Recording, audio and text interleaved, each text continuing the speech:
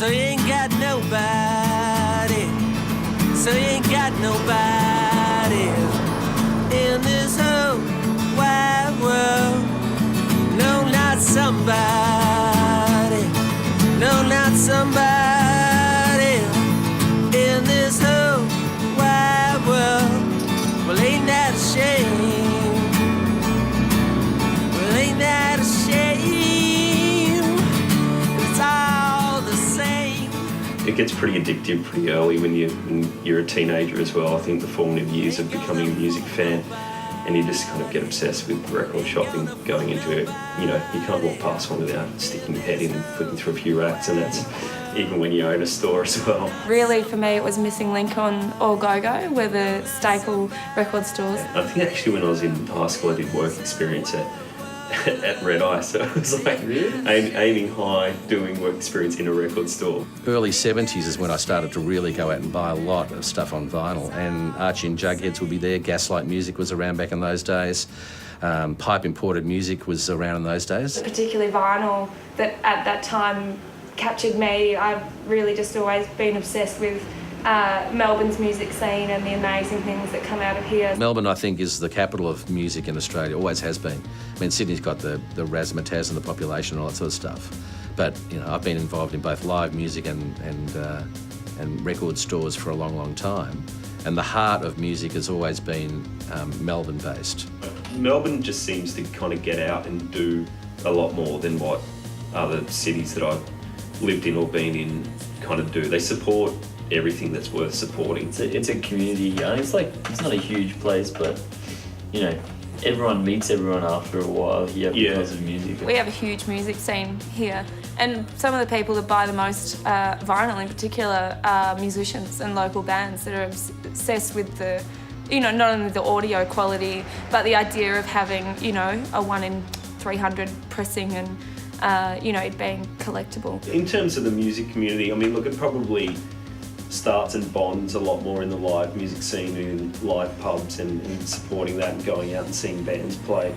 But I think we're just another one of those hubs that it does happen that those people run into each other again in places like Polyester, and they, you know, have another chat and they talk about music more.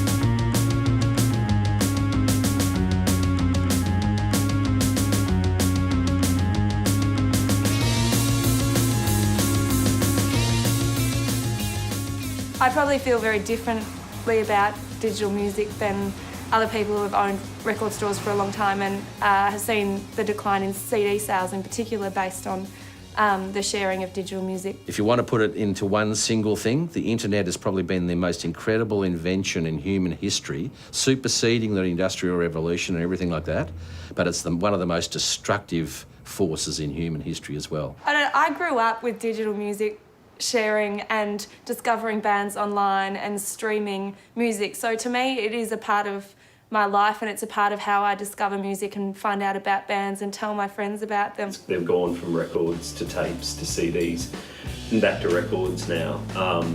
So, you know, that you kind of feel like you're dealing with something new, then the internet comes along and hits in so many different ways, from illegal downloading to iTunes, and now, you know, there's Spotify and, you know, radio streaming essentially. The initial introduction, I think in the early 2000s of 2001-2 of digital downloading didn't affect us, although piracy of course started from day one. And the biggest impact I still think is the fact of illegal, you know, free downloading of music right from when it was available to do that for younger people. More and more every month and every year, like that kind of line is just being drawn in the sand between, you know, serious music listeners who like to buy records and people who are just happy to rip something offline or buy it off iTunes or, you know, listen to it on an online stream. We actually kind of embrace digital media in what we do here.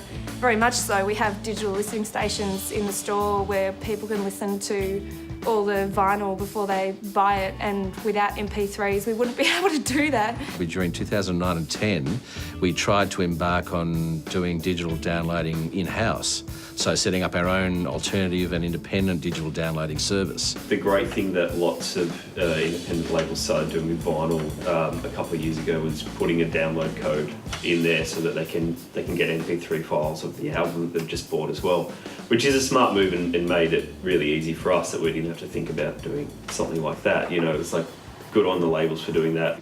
We put a lot of effort and time and money into trying to establish an alternative iTunes, but really the flow to iTunes was just overwhelming. Everybody had, you know, them as the number one priority as far as getting their stuff out to the general public was concerned. So any competition against iTunes was almost, you know, David and Goliath. Just almost forget it.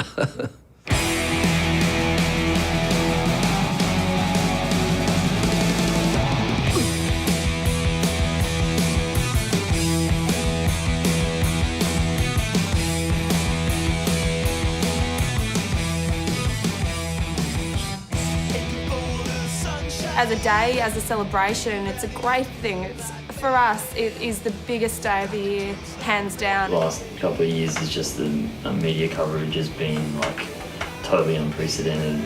It's an awesome day, and I kind of thought it wasn't going to get bigger than what it was 3 or 4 years ago, but it is. It's getting bigger every year, and not just in terms of it being like our busiest day of the year in sales terms, but just in support, and people are kind of really happy to be in a record store and be reminded on that day of the year that, you know, this is what we're about. I'll spend months, you know, doing all my research beforehand and getting in all the really exclusive releases that people just love. They can only get that record if they queue up for an hour before the doors are open on Record Store Day. They want to be here and they want to be showing support, and, you know, it's really, really nice day. It's really kind of humbling to see so many people come out and be so supportive of what we're doing. The record business needs that every week. The record store business needs that every week to be able to generate interest. That's the problem.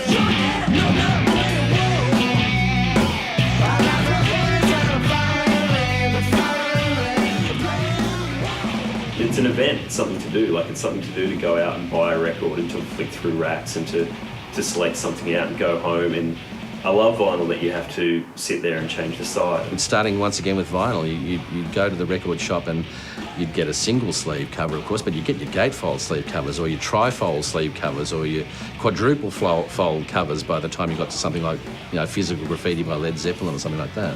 You know, when our generations before were growing up, we had an attention span the length of an album, whereas kids today apparently have an attention span of the length of one song. There will always be some sort of accessible physical format, and also, I mean, this is the whole reason why vinyl has come back, is because it, you know, something physical is a natural kind of alternative to something that's just completely abstract, like an MP3. People still love being able to hold something physical, and it's really, people start rebelling against digital music and digital media when they lose that physical connection. There's no rules anymore. Like, there's no rules for running a record store. There's no rules about what downloading does to your business. No one can tell you what is what now, and that is simultaneously extremely frightening and extremely exciting. If you have a combined music shop, you know, coffee lounge, perhaps can run live gigs there or something like that, you've got other avenues in which you can make a greater percentage on what you're selling than what you make on music, which has always been a terrible percentage compared to any other retail business in this world. The music business is the worst as far as how much money you can make out of it. Just everything's out the window. It's like day dot as far as I'm concerned, and I feel fortunately very well placed to be able to perhaps adapt a little better than some others maybe. I think that we're pretty good, and I think a lot of the good record stores are good at not, having knee-jerk reactions to things. Not, just because something new's happened this week doesn't mean you have to adjust and tilt to it. But you do have to kind of be aware of the changes and evolve at a kind of steady pace for it. But look, really, like, just kind of sticking true to what you're doing and what you got into it for is kind of the best thing that we remind ourselves of every week. Vinyl always has its separate market, being that it's analogue, it's very physical, and yeah, I mean, a lot of people are saying, well, what about in 5 to 10 years? And to us, we're taking the risk. But hopefully we have a flexible enough business model that if things change, we can change with it. Because people will always enjoy music, just consume it in different ways.